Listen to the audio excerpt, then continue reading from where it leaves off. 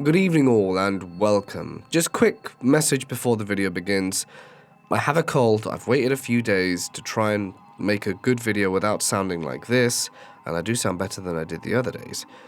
So yeah, tonight I have the long-awaited video Trucker Stories. I really hope that you enjoy this one. I'm also fortunate enough to be joined by Deadly Cure on 5 of tonight's stories. So give him a huge welcome. And if you'd like to hear more from him, you'll be able to do that with the links provided at the end of the video. But for now, it's time to get comfortable and let the darkness take control. A good friend of mine told me this story a few years ago. He's the stereotypical old big bad trucker. I've seen some weird stuff with him while driving in South Texas along the border. He never batted an eye, but while telling me this story, he had goosebumps and a concerned expression, which from this guy is the equivalent of a trembling lip and a crapped-stained pant. Let me tell you the story from the first person, as he shared it with me.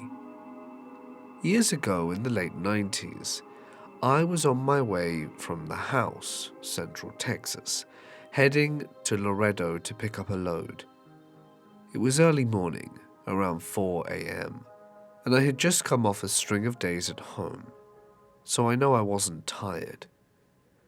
I am on one of those 2-lane winding roads in the absolute middle of nowhere when I see something on the side of the road at the edge of my high beams. At first I thought it was roadkill, as is usually the case, and as I get closer, I see that it is roadkill, and there's someone crouching over the deer carcass. I remember thinking that this guy is either taking the antlers as a trophy or he's sick. As I got closer, I can still see that this guy was eating the deer, pulling chunks of meat from the stomach and bringing them up to his face. At this point, he stops mid-motion and looks up at me. Not at my truck, but at me. He then stands up, and that's when I see it's huge, brown, and covered in hair. I remember thinking at this point, oh crap, the thing is standing on the tiny shoulder looking at me, and by this point maybe 3 seconds have passed. I'm about to the point in the road where he's passing it. It looks at me again, not at the truck. It's looking through the driver's side windshield at me. He obviously has the intelligence to know that there's a driver in there and knows where I'm sitting. As I start to pass him, I can still see its head above the hood of an old needle-nosed Pete, the old truck design where the hood goes straight out from the windshield, known for being tall and difficult to see around. This truck is a giant, and I remember seeing what looked like human intelligence in his eyes, and it scared the bloody crap out of me. My dad told me and my brothers this story when we were growing up, and it's always stuck with me, particularly on long drives when I'm feeling a bit sleepy. The first time I remember hearing it was after I asked him if angels were real, when I was around 7 or 8. He drove trucks decades ago, before I was born and before labor laws around limits and brakes were more standardized. He'd fairly regularly accept calls that would exceed his shift, and where he was driving 24 or 36 hours or more without a break. Well, nothing than a quick bathroom break or a fast food stop. My dad had a pretty mathematical brain. He's the type to make up logic puzzles out of something totally mundane, just for fun.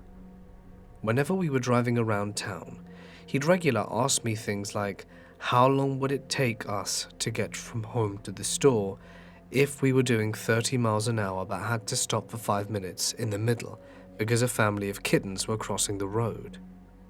He'd come up with similar equations for himself while he was driving solo that involved things he was seeing like the odometer, mileage markers, the time, and then he could test his speed based on the equation, etc. Well, one night after having already driven a particularly long day, he noticed his eyes were getting droopier, and the whole roll down the window and blast the music thing up didn't seem to help. It was a rainy night on a particularly windy and windy mountain road, without a shelter to pull over safely. So he started doing these logic games out loud to keep alert and awake. He was saying something to the effect of, "I just passed mile marker 146, so what time will it be when I reach 200 if I'm going at 55 miles an hour? Then he closed his eyes, took a deep breath, and felt his head do the nod jerk thing, which woke him up with a gasp. He opened his eyes to see he was driving straight towards mile marker 158, which would have sent his whole truck tumbling down a random-ass mountain ravine. He was able to correct the course safely back, but it was a matter of seconds between that reality and certain death. He insists to this day that he slept through 12 miles of windy mountain road going at 60 miles an hour, only to wake up right at the last moment between life and death. This story usually ends with him tearing up saying, "I don't know if there are angels, but I know there's something bigger going on in this universe than our human brains have been able to understand yet. If I wouldn't have woken up right when I did, you kids wouldn't be here today, and that's something that feels pretty close to spiritual." This is my father's story. He was an 18-year-old gas station attendant in the late 70s, and without a certain long-haul truck driver, I probably wouldn't be here. The gas station was a 24-hour one, and my dad was the only one working the night shift from 11 p.m. to 7, when a guy comes in who just gives him the creeps. He seems sketchy. He was wearing a tight jacket and tight pants, and you could tell he had something in his pants under the jacket. It was during the summer and was warm. Why on earth would he be wearing a jacket to begin with? It was later confirmed he was on drugs. A lot of truck drivers used this station, as it was the only one open 24 hours on a very long stretch of highway. They also had a big lot, where they let the truckers park and sleep or take breaks. Well, on this night at this time, it was just my dad and a sketchy dude and one trucker who he kind of knew, as in came in frequently enough to have conversation, and asked if he'd stay in the station and hang out until the sketchy dude left. Well, after looking at the stocked shelves for several minutes, while sneaking peeks at my dad behind the counter, the sketchy guy eventually looked fed up and got into his blue car and sped off.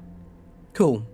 The truck driver hung out with my dad a little longer until a few other guys came in to use the booths they had to eat sandwiches. I should also point out, this was pretty much in the middle of nowhere in the rural southeast of the United States in the 70s. CB and landline was it. My dad only had a landline in the store, and Dad did not have any protection of any kind. So the hours passed and my dad had shaken off the paranoia when all of a sudden this guy in a car comes hauling ass into the lot, jumps out, sprints into the store hollering he needs a phone. He didn't have a CB, nor did he see a phone at the other station. He also wasn't familiar with the area, and my dad's station was the first place he found. He calls 911 to report that he had walked in to a gas station 40 miles back, which was the next closest one, to find the attendant shot dead and no one else around. And the only other piece of information is that a blue car was speeding out of the lot when the trucker pulled in. Apparently they eventually apprehended the guy in the blue car. My dad confirmed it was the sketchy dude from earlier in the night, and they charged him with murder and armed robbery. To the long-haul truck driver who waited around with my dad that night, thanks, and hope you're keeping it real. It's also probably worth adding that apparently the sketchy guy in the blue car was already a bad apple who was either being looked at or on probation for something. He was in the system already. I was driving a bus made out of a truck in the deserts of Central Australia. I was over 500 kilometers away from the nearest town, so yeah, middle of nowhere stuff. So I was on a 5-day charter to pick up a bunch of Aboriginal elder women to go and get their women's business health checks done. On the day I took them, we went via a place called Mintabi, so they could shop in the clothing and whatever store that's randomly in this little opal mining area of South Australia. We left from there quite late to make the 3 or so hour journey back to where we were all staying overnight. The next day, I would take them back to their respective desert communities. The passengers all fell asleep as they'd had a very long day, as had I, but that's my job. Even the nurse who was traveling with us fell asleep. So there's me, all alone in the cab of the Mercedes truck-derived bus, my 30 passengers all sleeping in the darkness of the passenger pod behind the cab, and it was around 9 p.m. Up ahead in the distance, I see a headlight coming towards me along the lonely desert dirt road. So I dip my lights so the spotlights go off and adjust to see only what low beam will show me. I drive down into a slight dip of a dry creek bed, expecting to see the car with only one headlight any time shortly. It's nothing unusual to see a car with only one headlight out there, so I'm not even remotely bothered. As I come out of the dip, I put my spotlights and high beams back on, and there is no car, no nothing, just the empty dirt road. There is no dust in the air, and I can see a good distance in front of me and out to each side. There was nothing there, just the empty desert, the dirt road, and me alone in the cab. I keep the lights on until we come to a stop about an hour later. I didn't see any cars or anything the rest of the journey. Before I let the passengers out, I ask if any of them saw the light, and they all go dead silent. And after a short while, they start talking in their own language, hurriedly, and then they all get off the bus. A few minutes later, a couple of the ladies come up to me to ask me to tell them exactly what I saw, without leaving anything out, and to describe exactly where I saw it. Now, I'm a big guy. I've lived on 3 continents. I've been a police officer, a teacher, bus and coach driver, truck driver, all sorts of things. Let's just say I'm pretty skeptical, but I do have an open mind. I'm not scared by much in this world. After I told these ladies everything from start to finish and described in minute detail exactly where it happened, I took note of exactly how far out we were when it happened. The 2 ladies looked at me with the whites showing in their eyes.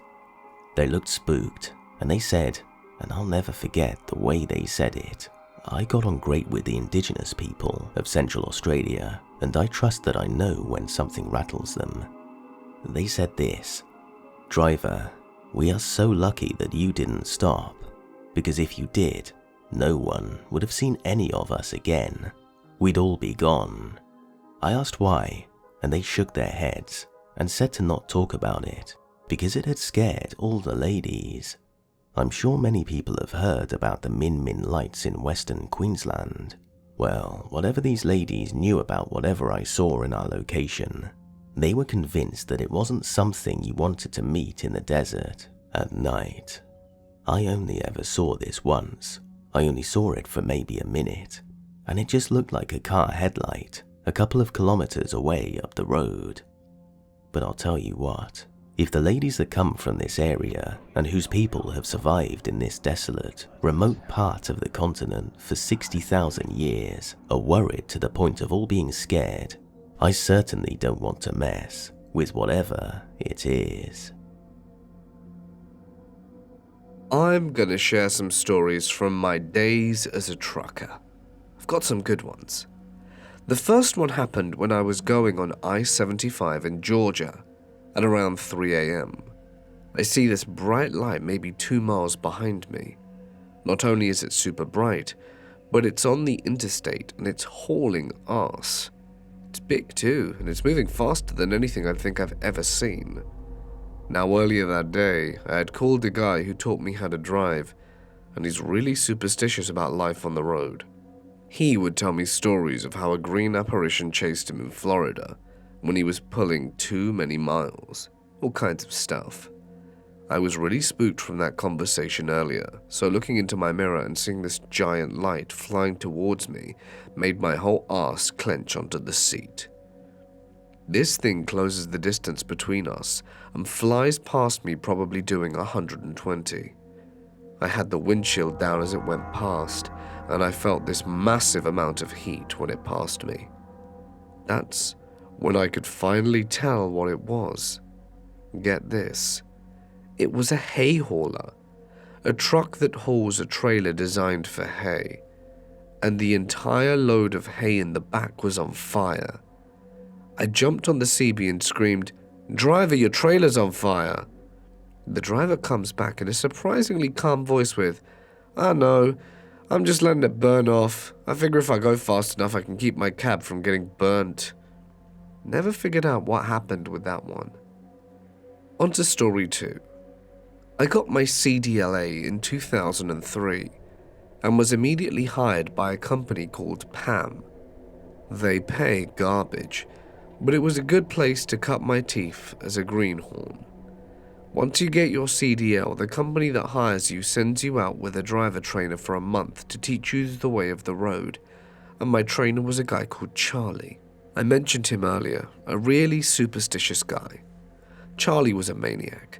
Every 3 days, I'd have to break up a fist fight between him and another driver, and it was always over talking crap on the CB. He would snort flake too, and stay awake for a week at a time and drive non-stop. Flake is a trucker drug, a mix of speed, ephedra, and anything you can get that will make your heart rate go up, crushed and snorted.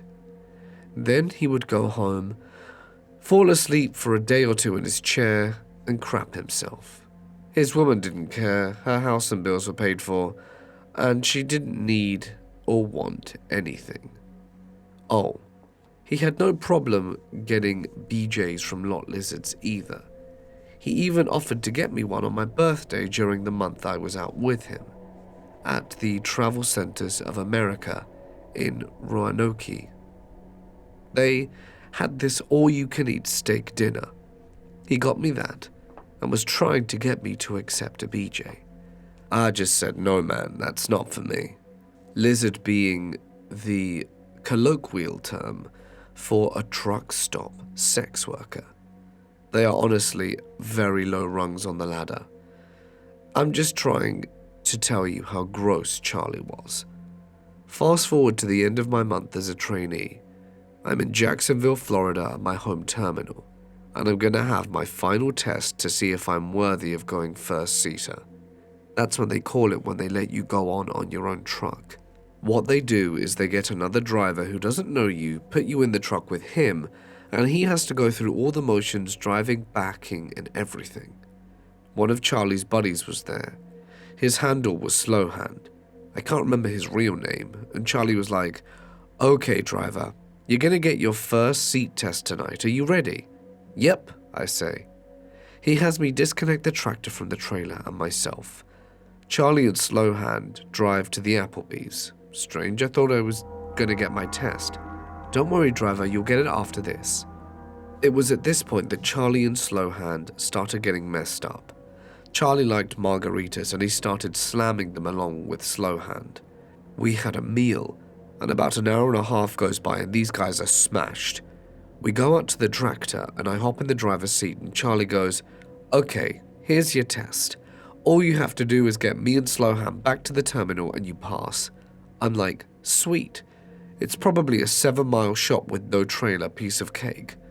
Slowhand is sitting in the passenger side and Charlie is in the back digging around in the cabinets. Slowhand starts asking me about how my month is gone and what I've been put through experience-wise. Charlie goes, "Hey, look!" And everything becomes slow motion when I see Charlie has his member out and is doing the windmill an inch from my face. I was in shock to say the least. Charlie and Slowhand thought it was the funniest thing they'd ever seen, and when we get back, Slowhand signed off my paperwork when we returned. It was my welcome to trucking. My third story happened around 2007. I was a trucker, and it was 2:30 in the morning in Georgia. I was in the sticks around 100 miles north of Atlanta on I-75. I was alone in a drop yard for trailers. I was there to drop off my current trailer and hook another one. All I had to do was go pick up my paperwork from the mailbox and leave. I love stuff like this. No nonsense, load ready for me to go, no waiting around. Now, my entire life there has been this weird phenomenon that I think's followed me. You know those halogen street lights? I would say about 60 to 70% of those lights I walk under will go dark. It's the strangest thing. If I walk down the street at night, it's not strange at all if every light I walk under goes out, and when I walk away from it, they come back on. Anyway, back to Georgia. I've dropped my first trailer off, backed under the new trailer that I'm picking up, grabbed my paperwork, and I'm raising the landing gear. As I'm standing under the big streetlight, guess what? It goes out. No big deal, but I say out loud, to no one in particular, I wonder why that always happens. At that point, the craziest thing has ever happened in my life occurred. A calm voice about 3 feet away said, "Show of respect." A voice. No one was around for miles. I was in the middle of nowhere where there was no one. I heard it plain as day. It was a man's voice. It wasn't loud or scary or intimidating. It spoke in a very matter-of-fact kind of way. I freaked out, jumped in the truck, and moved 80,000 pounds faster than I ever thought I could. I'm not crazy and have no history of mental illness, or that in the family for that matter. I don't know what to tell people. All I can say is that this happened, but it has left me wrestling with this question for the longest time. What on earth does it mean? Around 2006-ish, I was driving a flatbed, picked up a load of construction material, drywall, roofing, don't remember, but it was pre-packaged in boxes, and I remember having to use strap protectors on the load. This was in rural Tennessee. My memory's foggy now, but I want to say it was between Memphis and Nashville, but closer to the intersection of the Mississippi, Alabama, and Tennessee state lines. A tarp was required, so I strapped everything down, tarped the load, and left the shipper. About 5 miles down the road, in the middle of nowhere woods, on a 2-lane road, I noticed my tarp flapping in the wind. I found a wide shoulder and pulled over to fix it. I realized that I just flat out did a crappy job tarping this load, and decided to redo it on the side of the road. I undo all the bungee straps, drag the tarps off, roll them back, climb up on the load, and start unrolling the tarps again, and I see a guy walking down the same side of the road I'm on, coming towards my truck. I don't think anything about it, other than to keep an eye on him, because I'm in the middle of nowhere, and continue what I'm doing. About the time I have the tarp set in place, and I'm climbing down to start hooking the bungee straps back on, this dude is getting close enough that I'm now paying more attention to him than I am to tarping my load. I grab my winch bar and set it on the trailer where I'm working, just in case. It's an 8-pound solid metal bar, about 4 feet long, tapered to a blunt point on one end and hollow on the other, used for tightening straps and chains, etc. So the guy gets to me, and the first thing I notice is his hair. It's like a mullet, but it's patchy as hell, like he tried to cut his own hair and had a seizure in the process and said screw it, good enough to party. The next thing I noticed were his eyes, which I can only describe as off, like they were clear. I didn't think he was drunk or high or anything, but it also gave me the distinct impression that the elevator didn't go all the way up. Clothes were dirty and not well maintained, with dirty white tennis shoes. I remember he didn't have laces on one shoe, and the tongue was noticeably out of place. He stops by me, waits until I acknowledge him, and just says, "I've got a long walk." I'm like, "Yeah man, you do. We're in the middle of nowhere," making it clear that there's no ride to be had here. He nods, starts walking by me, continuing on his way, stops at about the driver door on my truck and turns around, comes back to me and repeats himself, "I've got a long walk." At this point I explain that I can't give him a ride, insurance and all that, apologize for not being able to help him out, and he seems to accept this, turns around and leaves. I wait for him to get a little ways away from my truck and start working on finishing the tarp job. I still keep an eye on him as he's moving away from me. As I'm putting on the last of the bungee straps, I look over to check where he's at, and he's turned around, heading back towards me, now about 100 yards in front of my truck and coming back my way. It looks like he's talking on a cell phone, has his hand up to his face, and I can barely make out his mouth moving, his other hand waving like he's having a conversation. I finish with the straps, grab my winch bar, and I'm climbing into my truck as he's about 10 yards away now. Soon as I'm in the cab, I lock the doors and set the winch bar on the passenger seat, just in case. I look at the guy and realize he's not talking on the phone, he's talking to his hand. And now I'm nervous, because he doesn't look like he's having a nice pleasant chat. It looks more like an angry conversation. I crank the truck up, put it in gear, and just pull out. Didn't look for traffic or anything. As I pass him, he's just looking at me, still holding his hand to his face, with this dead-ass look on his face, just staring at me. Gave me the creeps. About the time I hit 5th or 6th gear, which is like 30 to 40 miles an hour on an 18-wheeler, I look in the mirror, and there's no one there.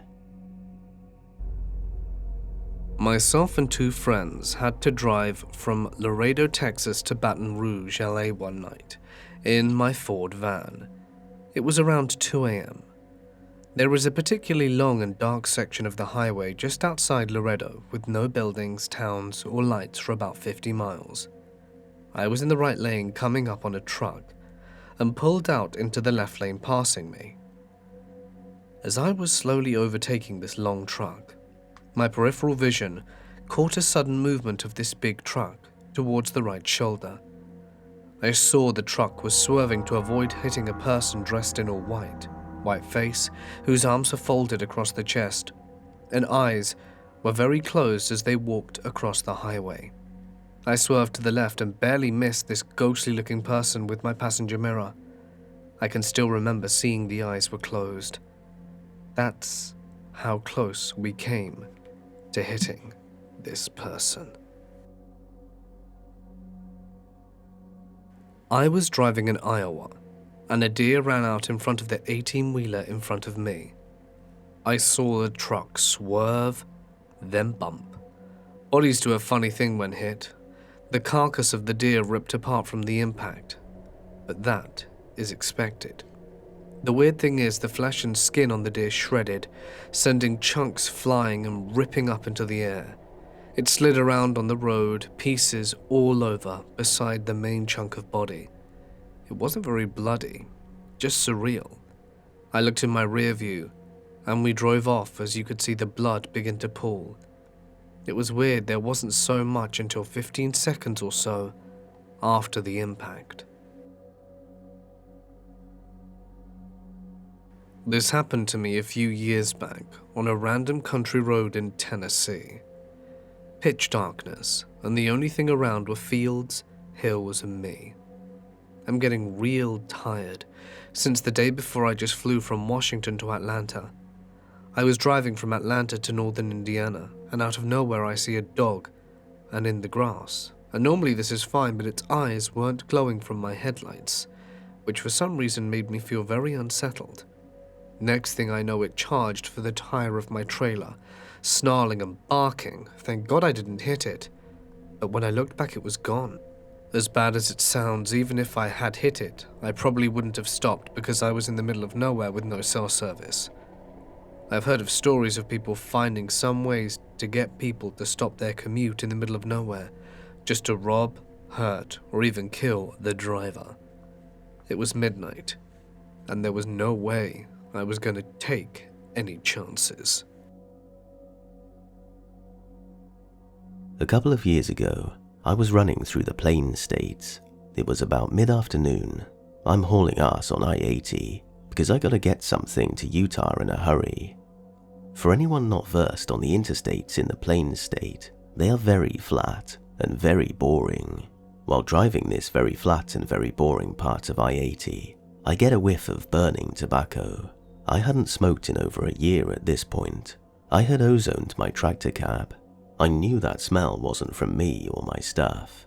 I'm also doing nearly 80 miles an hour. One of the perks of owning your tractor is that you can turn off the speed governor. I knew I couldn't possibly have caught that smell from another vehicle. The smell just vanishes. That was weird. I let it go and try to stay alert and awake. Highway hypnosis is real. About 10 minutes later, I smell it again. Right about then, my wife starts having a mini freak out. She goes, babe? Yo, when did we pick up a Cherokee Chief? I chuckle and say, I don't have a passenger endorsement, so he's gonna have to sit in the back.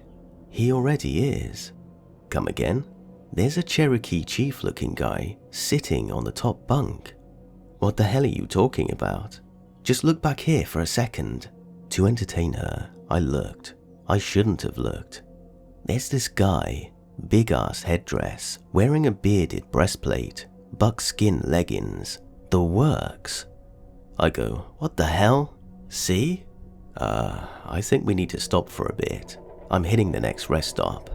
I take the nearest exit, and no sooner than I do that, the quote-unquote ghost just poofs the hell out.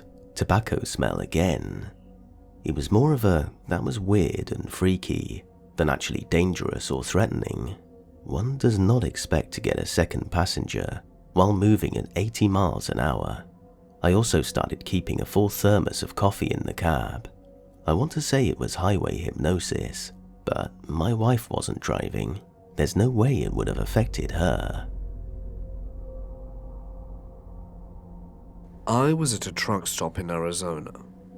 As I was pulling through the fuel island, and right as I was about to leave, roughly 15 cop cars came flying into the parking lot with a swap van. They surrounded a truck that was already parked for the night. I later heard that the driver had lost a tire off his trailer and that it killed a guy on the side of the road. Another story I had is that the old Flying J in El Paso, I had pulled through the fuel island and was filling out logs and whatnot after filling up when someone began screaming for help on the CB. It's not unusual to hear kids messing around or whatever, but this sounded like a fully grown man and didn't sound fake. It only happened for 15 to 20 seconds, and then there was nothing but silence. Some people started asking the guy where he was, but never got a response. Suddenly, another big rig in the parking lot starts to take off, right as a few cop cars pull into the truck parking area. The big rig takes out a smaller sign and then jumps the curve off the service road for I-10. Well, turns out the student got pissed with his instructor and stabbed him before leading the cops on a short, high-speed chase. I was heading west on I-70 here in Denver, just cruising along at around 70, when out of nowhere, I see a massive, almost solid cloud of what looks like dirt coming towards me. It was at least 20 feet wide and 10 feet tall. I scanned ahead of me, but couldn't see any vehicle it could have came from. With nowhere to go, I slowed down and took the hit, hoping there wouldn't be anything big enough in there to come through the windshield or jack up my truck. It was pretty loud as I smashed through it, and instantly I knew that I hit something that wasn't dirt. I immediately hit the washers because I couldn't see a damn thing through all of the carnage. My windshield was painted with guts. Well, it turns out it was bees. Huge bees that sounded like rocks when they were hit. I can't even imagine seeing the swarm if I was walking. They would probably kill the crap out of anything in their path. I knew this trucker down in Texas. He had just pulled him to a truck stop and decided it would be a good time to try and get some sleep. Just as he's dozing off, he hears a very loud bang. He's startled, wondering if someone is trying to shoot him or his trailer. So, cautiously, he gets up and looks around, and that's when he spots blood and guts all over his windshield and the mirror. As he looks down to survey the horror, he sees a man on the floor with a bullet hole in his chest and another man holding a gun. As you can imagine, he's quite shaken and not sure what to do next. The guy with the gun swivels his eyes and head and looks towards him, and in an amicable sort of way, smiles and goes, "Sorry about the mess, just some damn idiot trying to break into your truck," he said. Apparently shooting was allowed there. In any case, it's still something terrifying to be woken up to, but nice that a fellow trucker was out there to protect him. I'm an owner-operator, over-the-road trucker. In my time driving cross-country, probably the freakiest encounter I had was going through Cabbage Pass in Oregon. Let me set the scene. It's dark and late in the fall of 2016. I'm coming from Florida with a load of beer headed to Portland, Oregon. It's about 2 a.m. and it's cold out. I had just left a truck stop in Utah on I-84. I can't remember the name of it, but it has a Thunderbird as its logo and is probably on or very near a reservation. My wife and I had just gotten something to eat, and we're in the driver lounge enjoying an extremely late lunch. This is a common thing in the industry. Anyway, we get done and head back to my tractor. Everything seems like any other night. We get going and get into the pass. This is where things get strange. Ahead of me in the distance is another trucker. He's not moving terribly fast. My guess was a heavy load like mine. It's starting to snow a bit. As I'm putting up the pass, I get close enough to see the company logo. It's a Prime Ink rig. In my head I'm thinking, that explains the slug pace up the mountain. As close as I can get, I can't seem to pass him. A few turns up the pass and somehow I lost sight of him. Didn't think much of it at the time. The downside is the next couple of turns, he probably hit the grade and coasted down. Whatever. I get to the Oregon side of the pass and hit the pilot down there. My wife needs the toilet and we get stopped and head inside. I didn't see any Prime trucks in the lot. I figured he just kept going until I heard a Swift driver talking. He was saying a Prime driver was trying to run him off the road. Just about that time, an older driver starts talking. About 10 years before I even got my CDL, a Prime driver went over the pass near the top, a purple-black tractor. Well, damn, I saw a purple-black Prime tractor on the pass. Coincidence? Has to be. I say as much, and the old driver gives me a look. "Did you pass him?" asked the driver, to which I said, "I couldn't." He got pale. Now I'm getting antsy. What the hell? "Okay, driver, what the hell is going on? A purple-black Prime goes over the pass. What happened? Seems he lost control when he hit black ice and went off the top of the pass. He died." People have been seeing that tractor going up the pass and not seeing it on the other side, anywhere. Now I'm officially done with this conversation and was going to leave when the driver asked me if my CB was on. Well, no, it's 2 in the morning and my wife was sleepy. It would be kind of rude. The older driver tells me that that probably saved our lives. A few weeks beforehand, a fatal accident happened on the pass at the top on black ice. After talking to a driver on the CB, that was all the provocation I needed to never go over Cabbage Pass again. A ghost trucker? No thanks. We're a hard group of people to spook, but then our lifelines become liabilities. That's unsettling. I didn't get a lot of sleep for a couple of days. This stuff just freaked me out. I heard this story from the news a number of years ago. Well, it turns out there was this woman who had been severely depressed and planned to make her tragic end. She saw a semi parked on an off-ramp and decided to lay underneath one of its tires and wait for the driver to drive off. I can't remember how long she laid there, but as you can imagine, she was most certainly crushed to death. It took a while for someone to find her. And you know what one of the saddest parts is? The truck driver may never even have known that he inadvertently assisted in someone's suicide.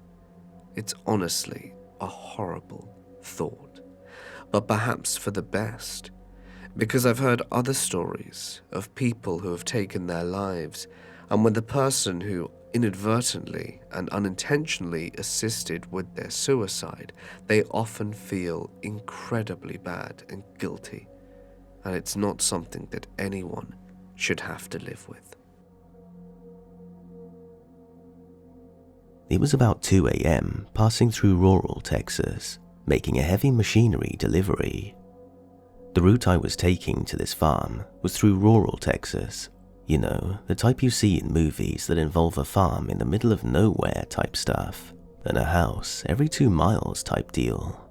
And little did I know, this route I was going to take was about to lead to the scariest, freakiest experience I've ever had, hands down. I have LED light bars on my truck all over the front, so when there's no oncoming traffic, I can see literally a mile. So I'm driving down the road, minding my own business, when I can see something off in the far distance with my lights. And the closer and closer I get, it looks more and more like a person. About 200 yards from what appears to be a person, I can make out that it's a girl, because of the long hair and light-colored clothes she has on. So I slow down as to not scare this girl walking in the road and turn my brights off so I don't blind her. The truck lights are bright enough as is, so I could see her just fine without it at this point. As I get closer, she turned, and when she did, my CB radio started making some slight static, and as I passed by, I swear she had absolutely no face at all. It looked like a hollow shell. I'm getting antsy just talking about this. I've never flown through gears so fast in my entire life, especially with a heavy load, and I had to be doing at least 70 before I finally came back to my senses. I called the police about it, and the worst part was, they said I'm not the first person to call this in. Through the years, they've had people call this in with similar descriptions of a girl walking down the road in the early morning hours, and when she turns, she has a hollowed out face. The sheriff and I talked and told me about an accident that happened years back. A girl in her 20s was struck and killed by a truck speeding down that road in the early morning hours, and it dragged her so far down the road, it ground her face down to nothing. And she was described as having long hair and wearing light-colored clothes, the exact same description as I saw that night. Needless to say, I'll never be taking that route again if I have another delivery. Ever. Hey guys, it's Mort here, and thank you so much for listening. Yeah, this cold sucks. When I made Friday's video, I was feeling really good. And then when it came to producing Sundays, I was feeling really unwell and was like, I'll just make it on Monday when my voice sounds better. And yeah, it just hasn't sounded better. So I knew that this video had to come out, so I'm sorry it's with the cold voice.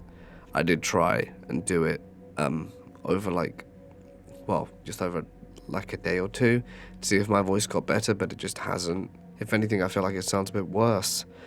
And now my ear's blocked and my head feels all funny, so yeah.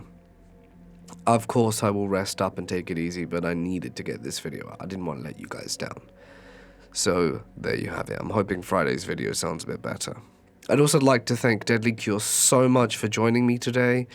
He's a really talented creator and narrator, and I would like to, extend my heartfelt thanks towards him. You can find a link to his stuff on screen now and in the description. He really is fantastic. Alright then, guys. A huge thanks as always to my members and patrons whose names are on screen now.